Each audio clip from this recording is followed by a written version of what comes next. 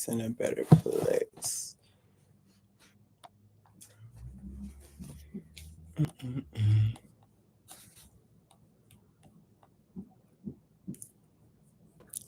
Let's get the people in here.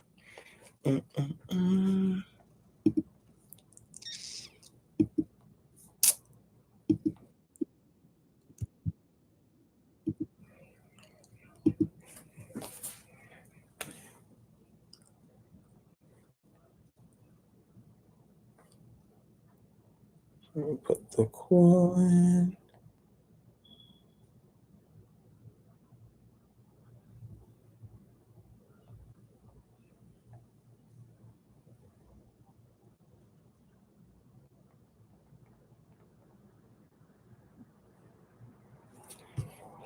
Alrighty. Let's get this show on the road.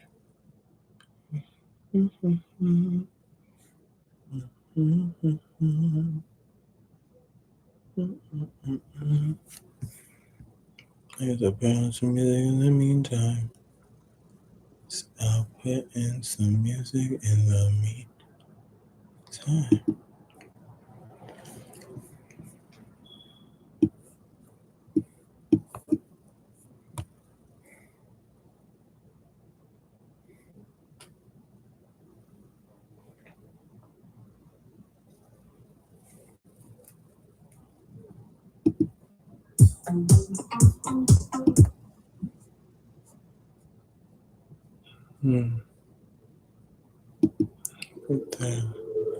Oh, hey, Khalil. Didn't see you there. I don't know why it's not showing up that you're on here. Oh, there it goes. I guess it's a little bit delayed. How are you, love? I'm over here just getting myself set up. Thanks for joining. Happy Monday to you. Welcome to the Young Fleur Life Space. I'm Young Fleur. We are live. So let me get my house in order. I did laundry the other day. And so I got things all over the place. My house is a little bit of a mess. Let me move things this way. Just her a little bit. I'm doing all right. I'm doing all right. It is a very long Monday, but it's been also a very calm Monday. I'm not gonna lie.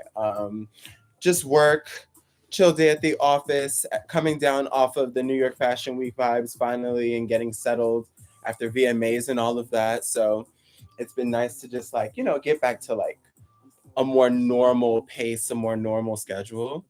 So yeah, that's the wave I've been on, but I've also been enjoying these Fashion Week shows. Have you been watching? Have you been tuning in? Let me I don't know if the music is too loud, let me know. But have you been catching the shows?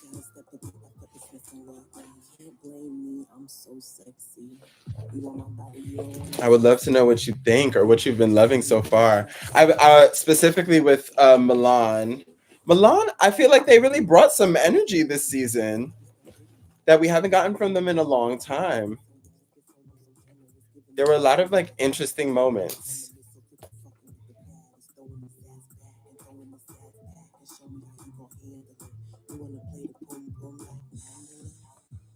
Hold on. Why wouldn't it? You wanna play the boom boom like mandolin? Never had a manager, can you manage it? Calm down. I'm trying to get it so I can read everything you're saying.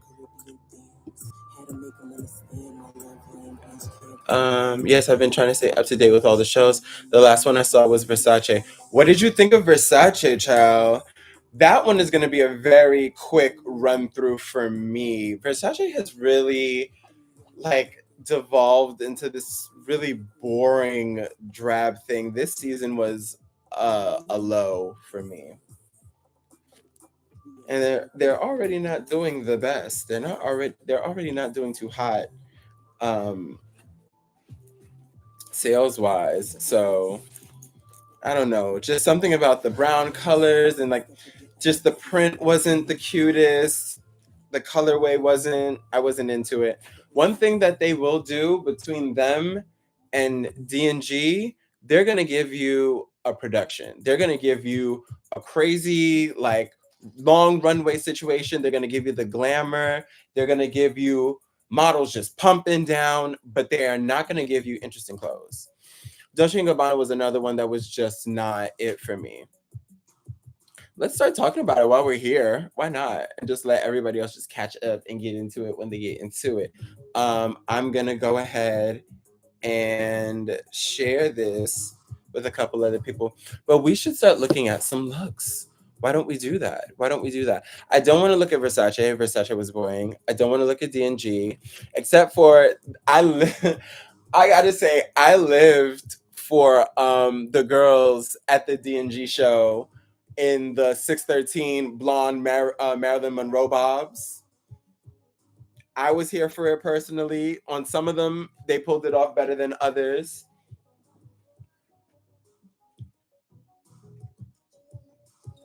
Who's this that's just joined in? Welcome to the Young Fleur Live Space. I'm Young Fleur. We are live. It is Monday night, and we are getting ready to do a full recap, or full-ish recap on Milan Fashion Week. So hold on tight, babes, and share this live with anyone that you think would be interested in tuning in and having some serious fashion conversation, babes. So let's get into it. Let me see how I can share my screen.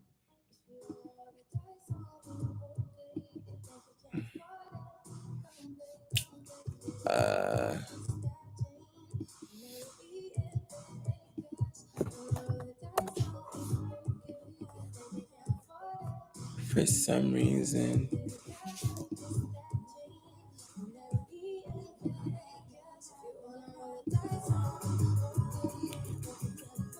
I'm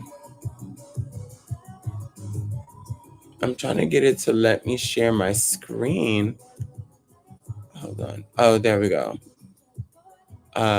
Picture in picture. Oh.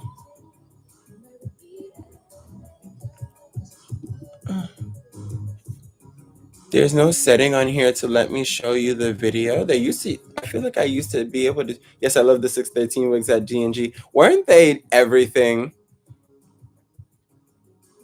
Weren't they just the bee's knees? That's so weird. Does this thing not let me? I feel like before I was able to share my screen. Oh, share screen. There we go. There we go. Okay. All right. Okay. Let's do it. Okay, we are here. Boom, baby. Getting back into the technology and things. Let's do it. Let's run it up. Let's run it up. See what we could get into. All right.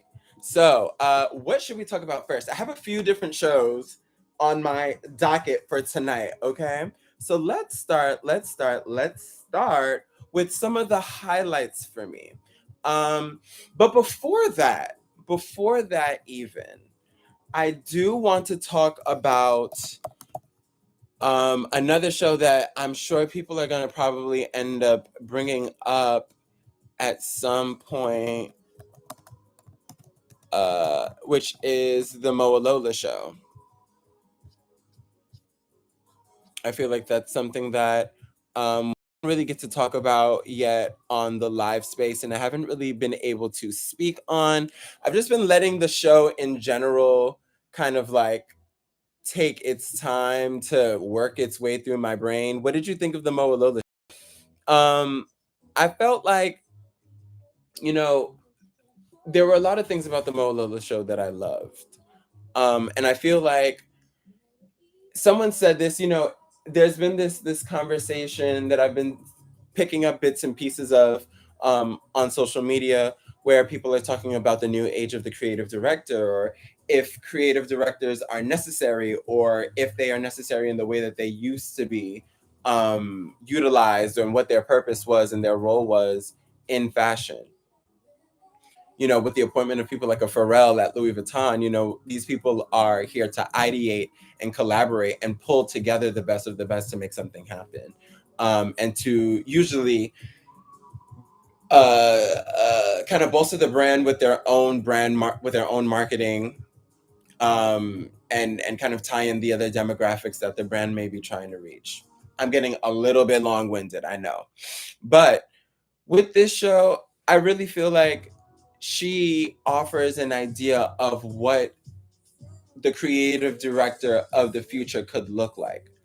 Someone who is a multi hyphenate and proud of it, you know, who is a slash slash slash and is able to really express themselves and really cultivate and paint out their world very vividly, regardless of the medium.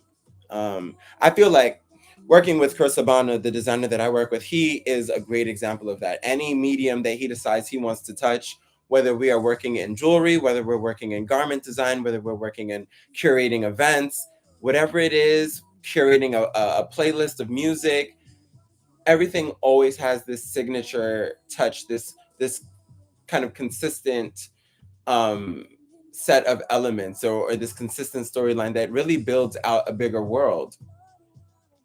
And so I feel like with Mo Lola's show, we got a lot of that. There was this combination of music, the Dirty Pop show, there was like music, there was her performing a series of her new songs, because apparently this was also a live album listening party. So she dropped some tracks. I haven't listened to the tracks full out. I don't know if it's necessarily all of my zhuzh, you know what I mean? Like it's giving like very like nails against chalkboard. It's very like cacophonous sound, and I'm more of a groovy type beat. You know what I mean?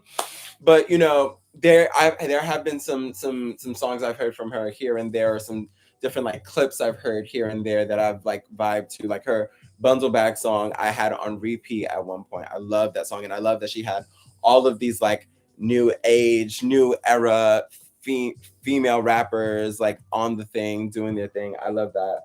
Um, but yeah, with this show, it was kind of like a continuous depiction of this darker world, um, and this kind of more raw and decidedly primal depiction of sexuality, and just this stronger, brooding human presence. Um, Let me see if I can pull some things up for you. But there were second skin moments, lots of latex being used, lots of really super tight bodycon fits with that were kind of complemented by these rounded out, kind of like larger, like puffer leather jackets. Um, this is kind of a snippet of what the function looked like, according to Office Magazine.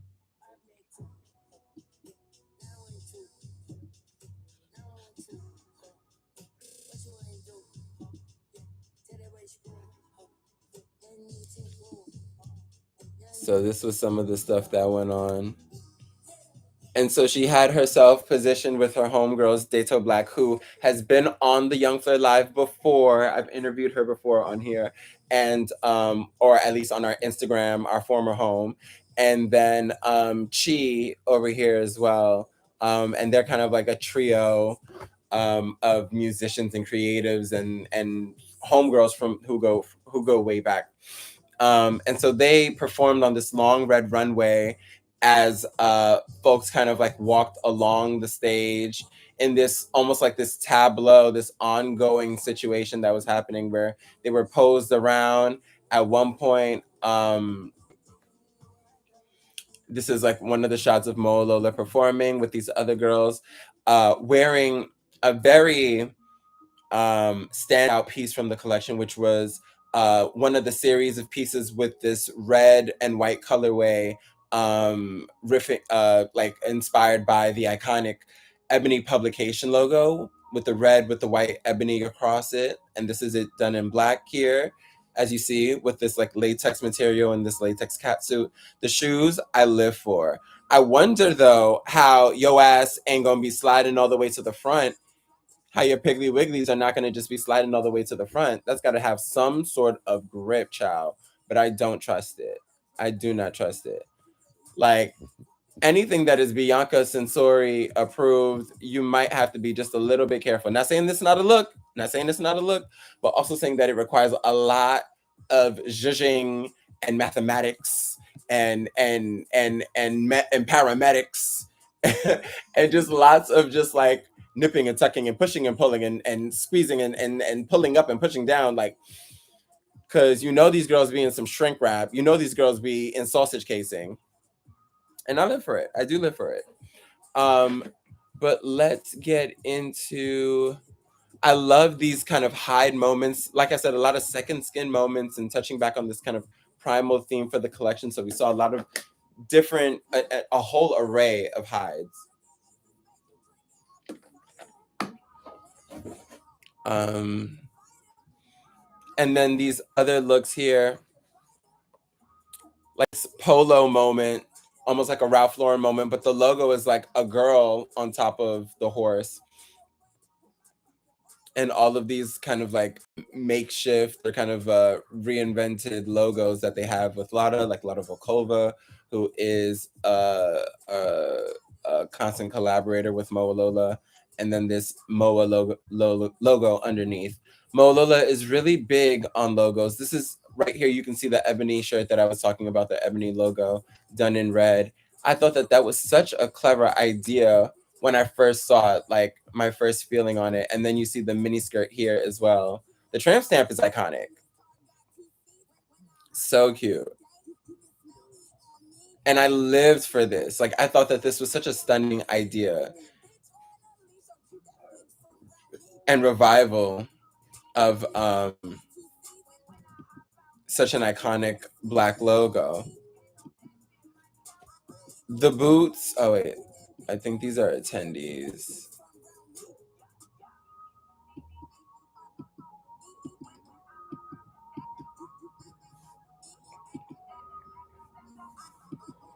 And we see more really cute looks. These boots here, that the minute that they drop, these are going to be a stunner. These are going to be the, and it's so interesting how these are so similar to the boots that Kanye had dropped for his DW collection when he had that going for like 2 seasons, pre Yeezy. If y'all remember, I don't know if y'all remember. Let me know if you do. Hey, welcome, mommy. Thanks for joining the Young Fleur Live Space. I'm Young Fleur. We are live. It is Monday night. I'm here on the laptop giving you clarity, trying, child, giving you no lag, giving you right on time, giving you what you need, and giving you a proper review of Milan Fashion Week. So please stick around. So continuing on with Mo Lola, we saw these boots, and I feel like these boots are gonna be a banger. And I was saying that they're so similar to the DW boots.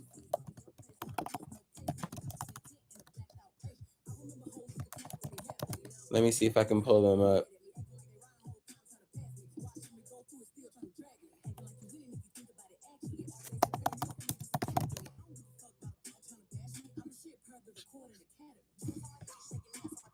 Pulling it up right now for you.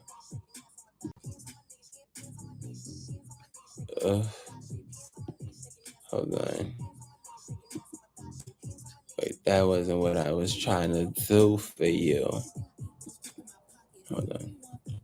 There we go. This is the boot right here.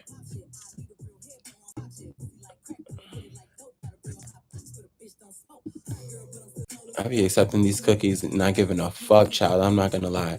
But this is the boot that we saw from Kanye with his DW collection for fall 2012. And to see it kind of revived, and you know, she and Kanye are good friends and collaborators now, and seeing the evolution of it, I'm sure that he was so into it. And with her version, I mean, I loved this version of the boo. I heard that the shoes from back then, from Kanye and his collections, oh, I don't even think I could see it. There we go. Your sound is cutting in and out. Hold on. Let me cut my music and see if that helps.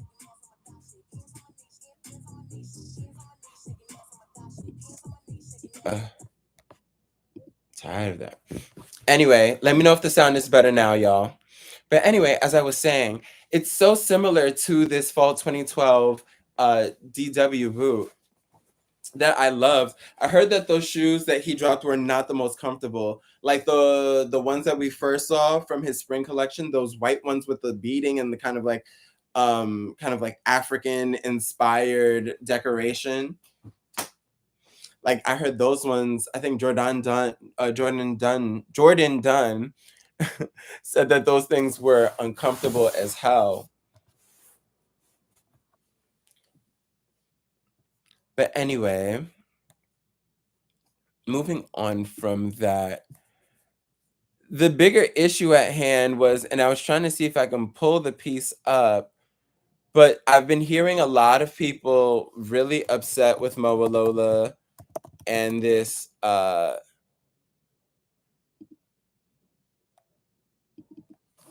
collection because of the utilization of the ebony logo, as well as I'm trying to find, there was like one shirt that a lot of people were making a lot of noise about, which was, no, the sound is still cutting in and out after you say every word. Hold on. Let me see something. Oh, not this. Not the people dropping. Hold on. How do I?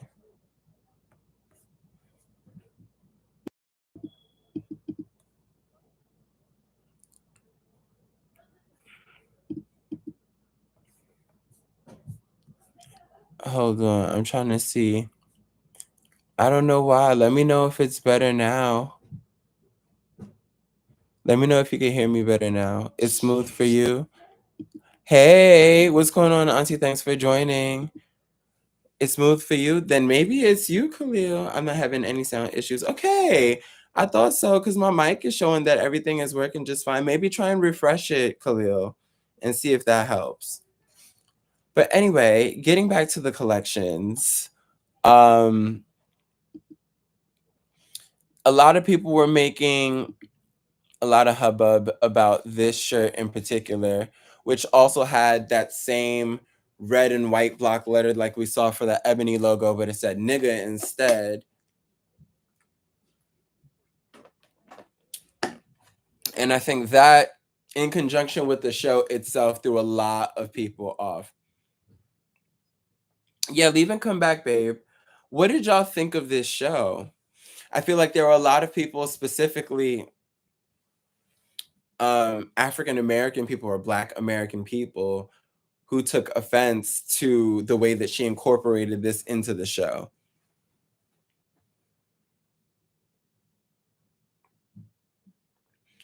And I mean, I definitely understand the yeah, the sound is perfect now. Okay, great. Glad to hear it.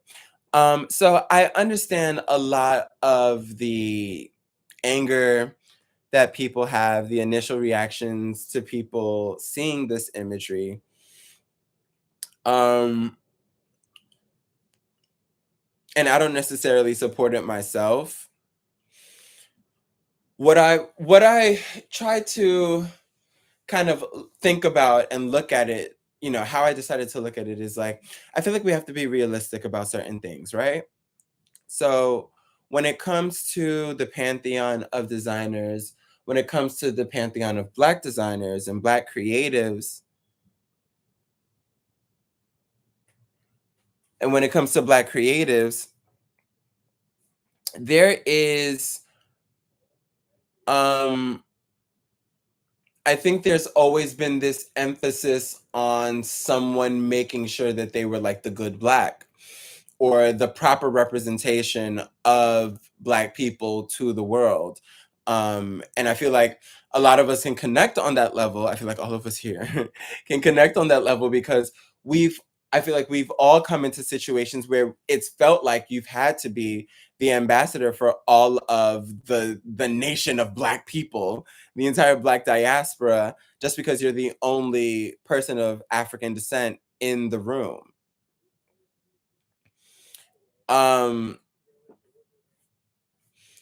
but I also feel like if we're being realistic and if we kind of like look to history even and the way figures have come and gone and legends and icons have come and gone and their reputations have come and gone and evolved, um, we have to come to terms with the fact that not everyone who is a trailblazing or a leading Black figure, regardless of the industry, is going to fit the narrative that we would like them to go under. And that doesn't make them any less Black. That does not take their Black card away. That doesn't make them any less, authentically Black. I have a friend, Malik, shout out to Malik. His Instagram is Sexy Leak. And he talked about this in a TikTok even where he was basically saying the same thing. Like, we like being Black is not a monolith. Yes, we've all come to agree on that and to stress that to our counterparts.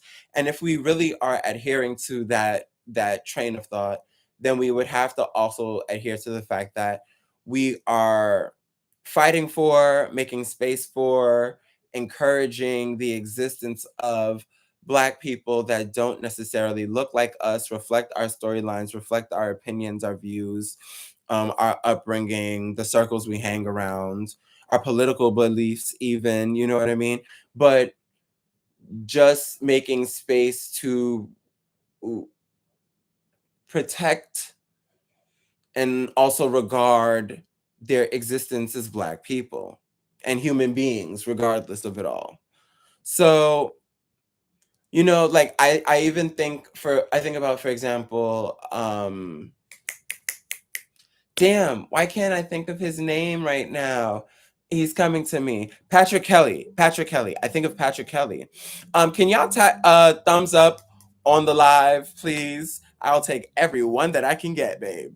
But anyway, Patrick Kelly. Patrick Kelly was always getting flack because of the fact that he would love to use kind of like symbols of like uh, a segregationist Southern upbringing that included like the pickaninnies and the blackface depictions of Black people in his clothing and in the adornments and in the buttons, and the fact that he collected those kind of things too, like the mammy jars and things like that, and always kind of like had an affinity for those kind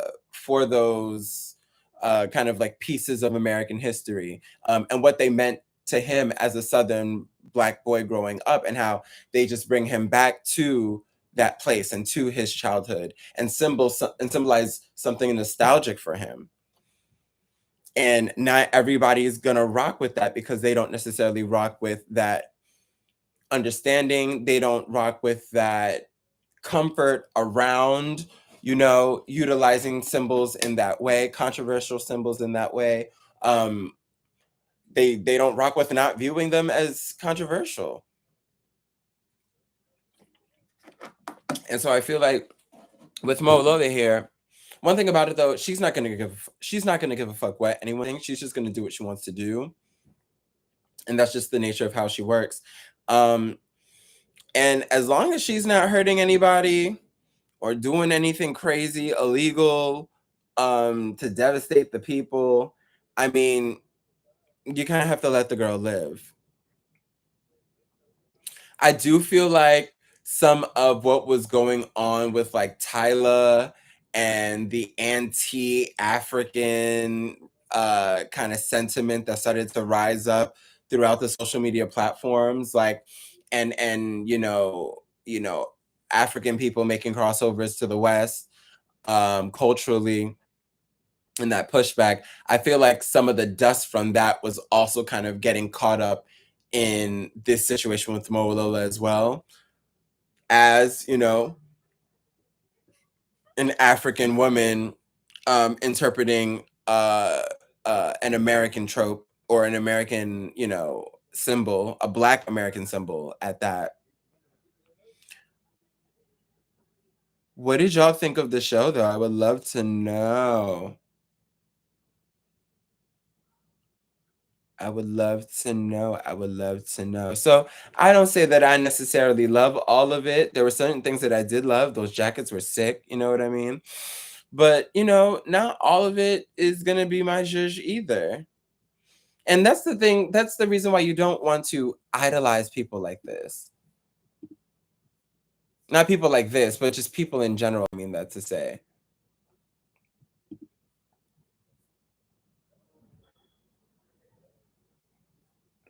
This is the boot again. The matching piece, the matching dress with almost what looks like, I don't know if that's like an ostrich.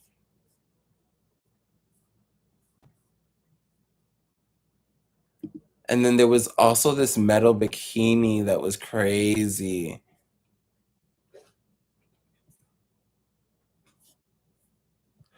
A lot of ideas combined together. The larger puffer jackets, like I was talking about.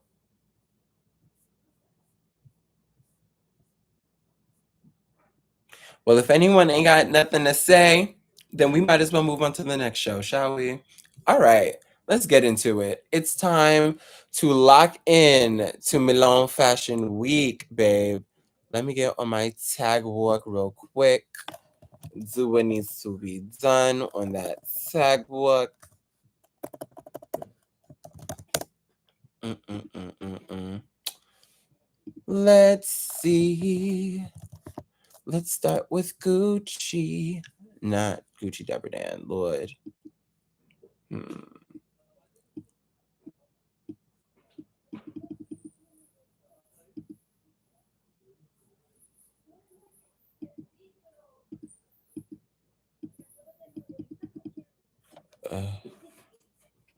Oh, not this shit again. Hold on. Uh,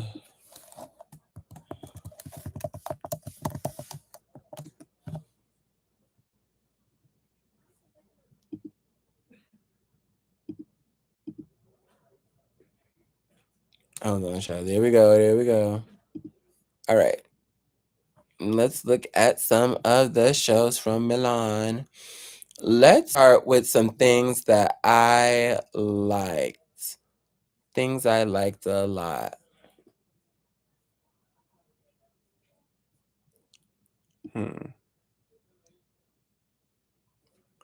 Let's start with some things I liked a lot. Let's start with Missoni. Missoni was refreshing. Missoni was really fun. I said my part. Don't know if it came up. I don't know if you have your comments on view for you. I do have my comments on view, babe, but I didn't see. All I see is swung with 2 stars.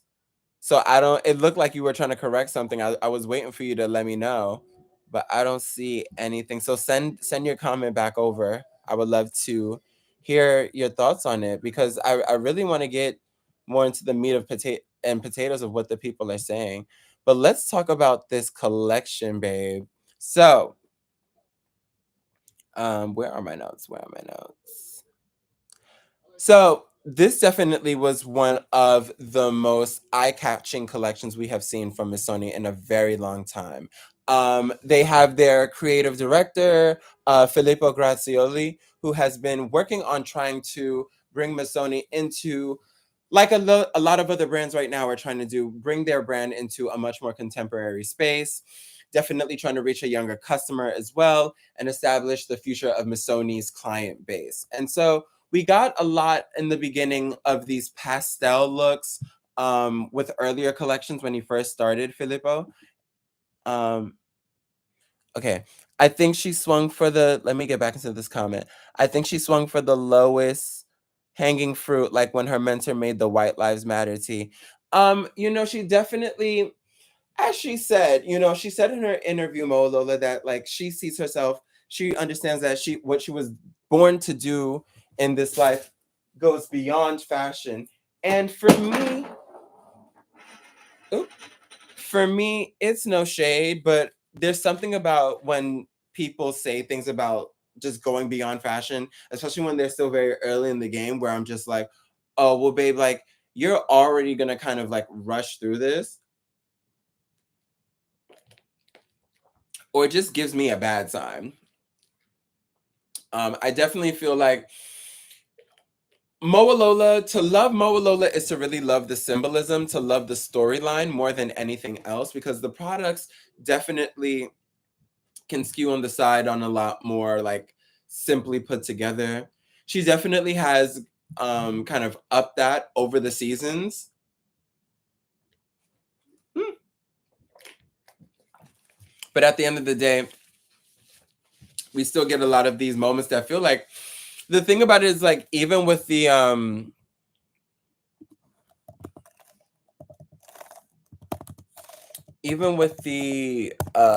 monokinis, there's something about the construction of them that is not cute to me.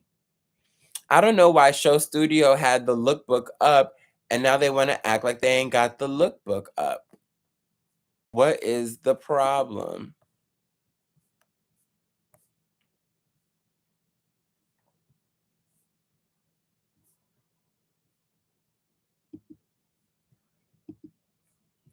Like, what's the deal?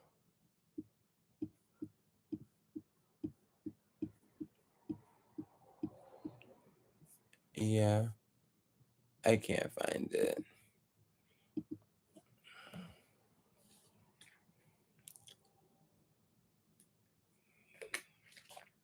My only thing was the choice of color was too primary for me.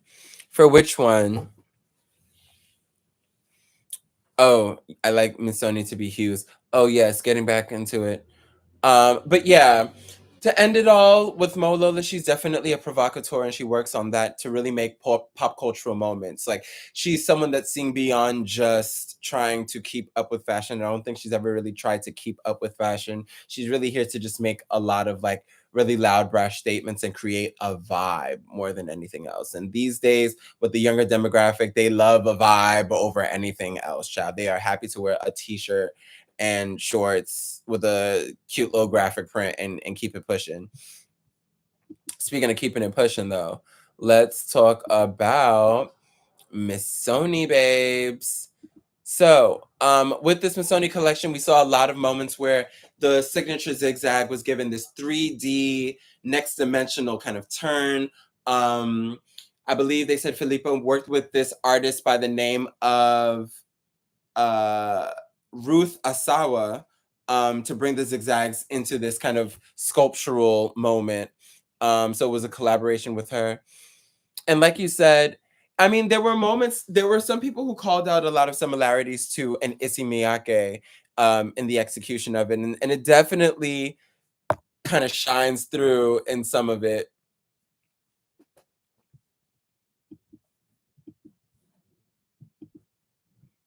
Like these moments here.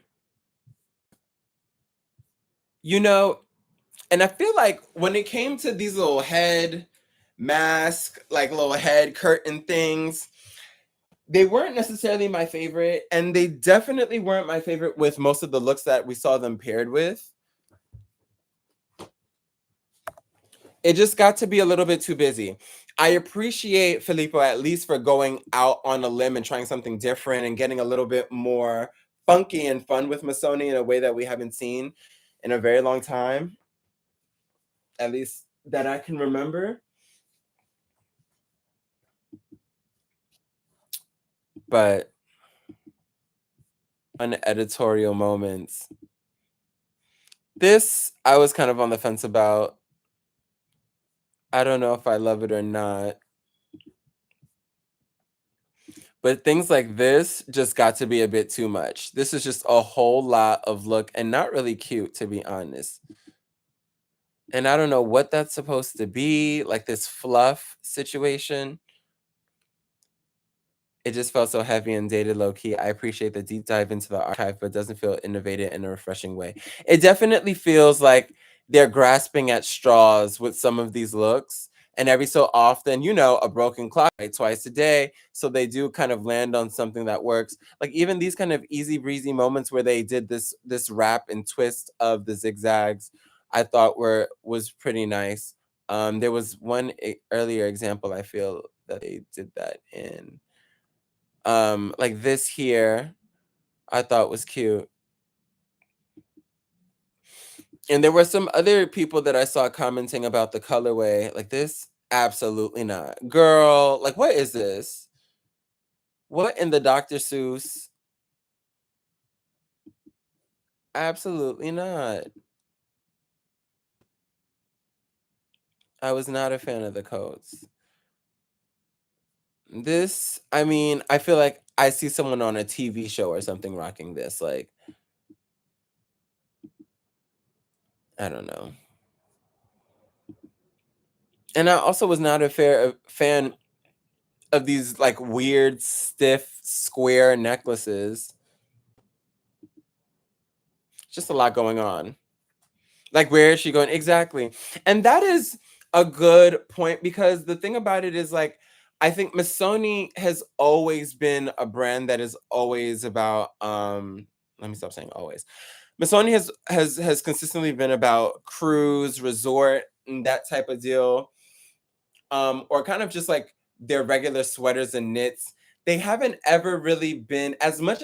That's the other reason that like I never really paid too much attention to Missoni because they never struck me as a brand that I'm looking to for like a really interesting full-fledged collection. You know what I mean? Like a lot of that stuff I would totally be fine with just seeing in store and like flipping the pages of a lookbook for. Like I don't need to see a full runway show. And like they never really given me like a full developed like kind of brand that gives like variation and like a pushes like a continuous storyline or trying besides their zigzags, but trying to kind of do different things. Like they're kind of always consistently on the same wave, and that's because they're also like a lifestyle brand first. So I think with this collection, they were trying to get more, or Filippo was trying to get more souped up and really like get more head first into the fashion thing for real, and like giving people high fashion looks to kind of consider with other brands alongside them, and not just be the brand with the comfortable sweaters and the zigzags. And I think that it was a little bit overloaded in parts and got to be a little ahead of itself to the point where we're getting like everything in the kitchen sink. Like great ideas that could be great separately from one another. But all together they give weird, like cracked out, like art thought situation. Like this right here, I hated. I keep avoiding it. This was such an ugly look. There was no saving it. No saving her. And then they put the tassels at the end like they were doing something. Babe, give it up. Oh no. I'm so sorry. Mm-mm-mm. You hate to see it. They were just trying to give a lot. Like what? Like who's gonna where are we going with this bright ass red and blue? Like I don't know. It just doesn't strike me as appealing.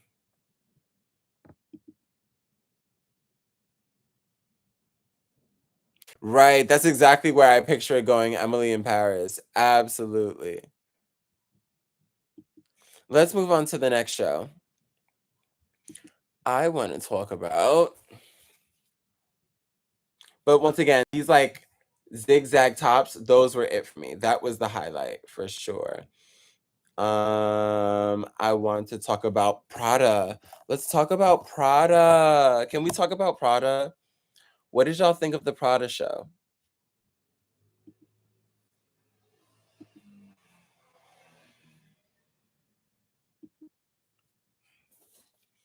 Now, a few notes on Prada.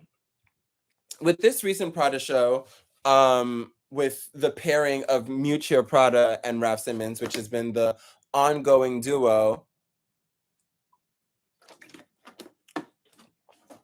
they explored the internet. And they explored specifically algorithms. And uh, when you, I was saying before, when you think of how Mucha and Raf have consistently mentioned experimenting with uniforms in their collaborative work, because that's always been like a main part of their initial show notes, is that like uniforms are something that they want to continuously have a conversation about with every collection, regardless of the theme.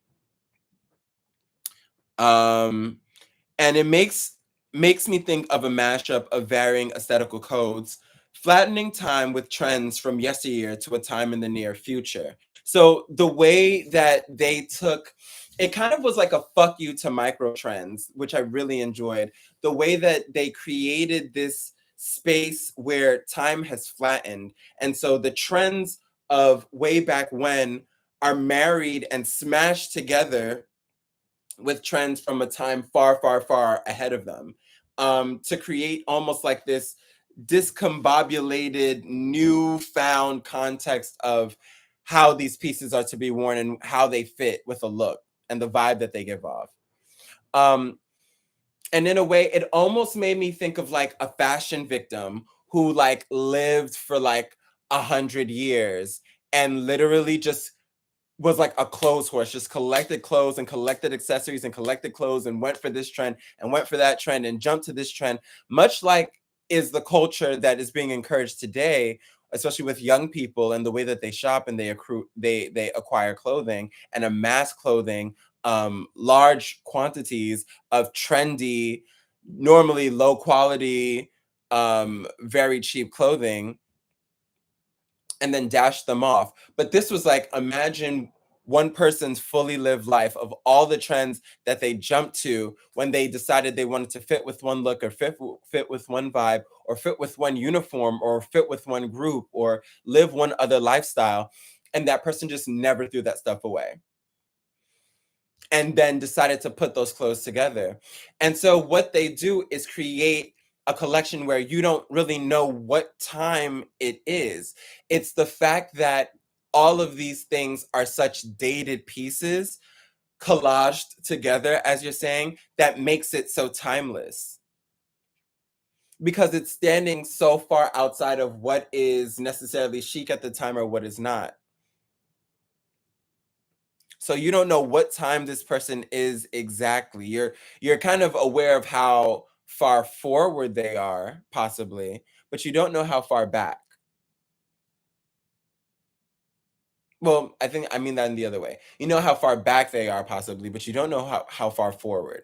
And, of course, this creates a perfect avenue for Mucha to do what Mucha does best and revisit some of her old looks and her old kind of tropes and themes. Um, we saw, the Art Deco prints here that are reminiscent of what we saw from one of her earlier collections. I don't remember which one it was. Let me see. This was a collection I loved too. I remember the shoes in this one were sick.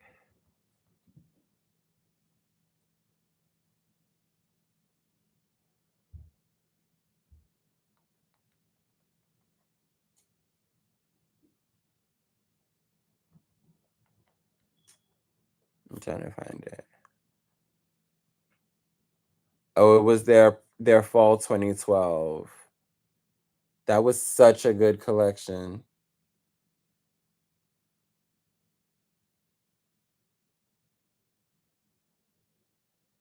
Or at least I think it was. Child, sometimes you look at one collection, you look at them all. But yeah, no, you see the details here. You see some of those details revisited here.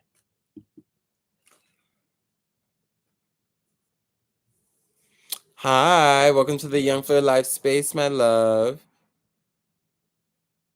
What I loved about this collection, it reminded me of how a 70-year-old woman like Mucha can rock it, just like the youth. Sales will be booming, you hear me? Hi, it gave elements of Barbarella. I love the product collection. You know, it made me think of a few different things. The way that, once again, you create new context for all of these pieces by putting them on, and it kind of challenges the short life cycle now that we have for a lot of these pieces and for a lot of these trends.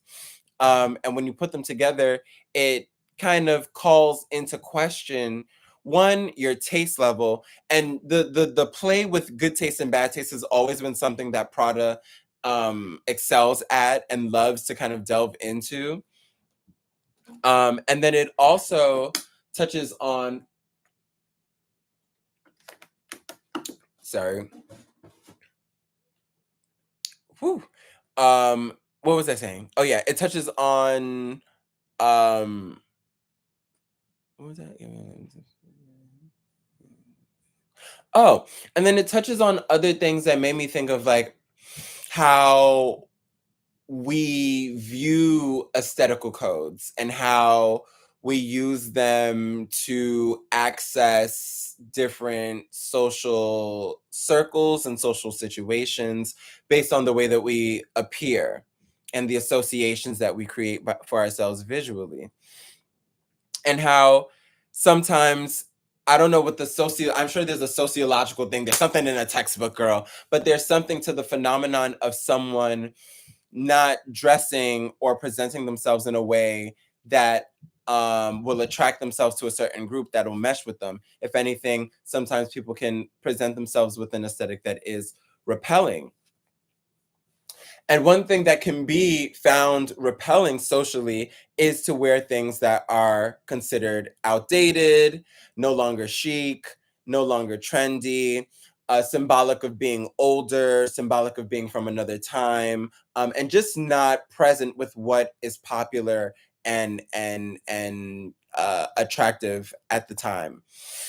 And so it's interesting when I think about like certain groups of people from older folks to people living in foreign countries that are maybe not in the West, and the way that they also play with clothing is and it's like intentional and also unintentional, and the way that they will pair things in a way that, you know, in the States or, you know, in New York City, people would be like, that's not, you know, this doesn't fit our code of things. This is not how you wear clothing. But they create a whole new storyline with the way that they piece things together. And that is something that is just kind of just like a staple of foreign cultures, kind of like taking on Western wear. So that was just an interesting parallel that I drew to that. But anyway, going back to all of the pieces that we see in this collection, there are nautical pieces, there are pops of futurism, there's Western leather, the 60s are there, the 80s are there, sensual bondage moments, like we saw with what was happening with that waistband there. I love this futuristic moment. We got a lot of futuristic eyewear and headwear as well. Get into that right there. And I think that this was, child, not the ambulance going. And I think this was really similar to one of the looks that they did before where they had like a belt with like things hanging off of it. I forget which collection that was. I think that might have been the one that they did the chaps in. But let me see. I love the eyewear. I love these scarf glasses. I'm sure we all got to see the Instagram video where someone was trying it on and showing that the glasses are actually attached to the scarf. Child, listen, once the girls with the bonnets get a hold of this one, it is over. Once the bonnet brigade finds out about this one, it's a wrap.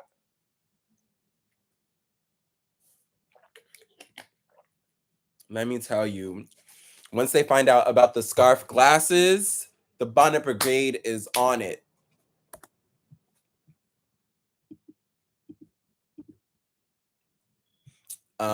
What else did they have though? Some other interesting moments. These orange jacks, these brightly colored parkas, and they said in the show notes that they were kind of reminiscent of the idea of superheroes, and the fact that they almost were like capes that they would wear. Let me see if I wrote something about that. How people and it was like superhero themes with the colors. So like these bright oranges, there was like a bright blue moment as well, the bright green. Um, and the bright purple here, even in this jacket with the glasses without the scarf. Oh, and the sickening toe. The toe was crazy with the little post-it note on top of it. I loved those. But they said with the superhero colors, it really represented how people use their agency and power of creativity as a means to transform. And as I said before here, I think it goes all right back into the idea of trends and wearing things outside of what is necessarily in vogue today. I don't know if y'all are commenting or not, but I'll see none pulling up just in case. And so more of these bondagey moments with these rings on the leather skirt. And I feel like everybody loves to do like a ring now. I love these jackets with these chic little pink hoods. I love this, and even this color pairing with this cool kind of almost cucumbery uh like yellowish green with the pink, the shocking neon pink underneath, and then the purple hot shorts. You know they love a hot short. And it was also interesting to see how the now iconic Miu Miu belt and like drop waist belted situation made its return. They are very much about to ride that thing for as long as they can, child. And they talked about how the fact that, as you can see, here's a Trump whale, a Trump a Trump whale, a Trump Loewe print. It's not an actual belt, but it's printed on it to almost look as if it's real with the gold hardware that I think is real. It looks like it's real. And they were talking about how that was kind of like playing on the idea of imagination versus reality and things that we think are there that aren't really there. Really reminiscent of the digital experience. Um, what else? And I loved these skirts that we got with the eyelets, the big oversized eyelets. It's giving cheese grater a little bit, but I really like that as well. And this was also a lovely look. I really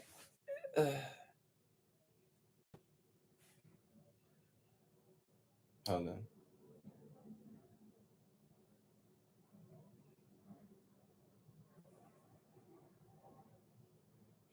Anyway, sorry y'all. This is one of my favorite looks. This like column dress, this like pale golden column dress with the toe, with this toe here, just flicked up like that. And then the futuristic sunglasses. These are so fun to me. And they said there were like so many different shoes, many different types of shoes. We saw these kind of panta shoe moments. I feel like with YSL, I feel like they did something similar to this. There's been this focus on the tights, just wearing the tights out. How do we feel about that one? Let me see. Let me see if I got some more notes on that before I end things. Um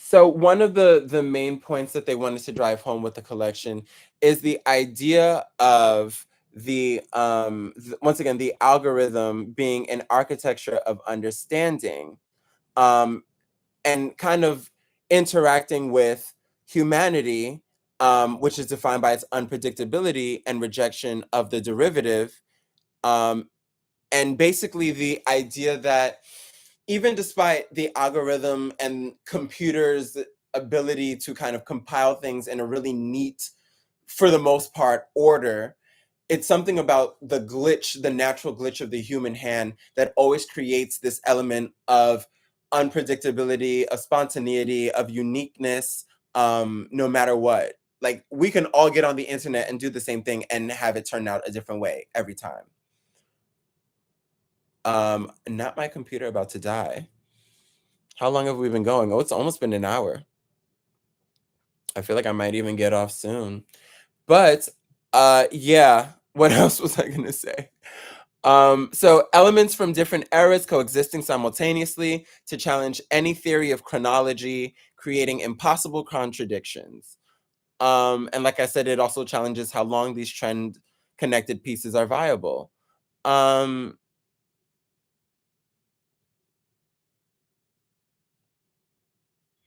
and then they said, we thought of each individual as a superhero with their own power, their own story, which then reflects an idea of transformation.